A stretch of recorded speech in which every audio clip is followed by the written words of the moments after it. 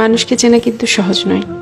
মানুষ শত ক্রোশ দূরে থেকেও পাশে থাকে, আবার হাতে হাত রেখেও বিশ্বাস ভাঙে।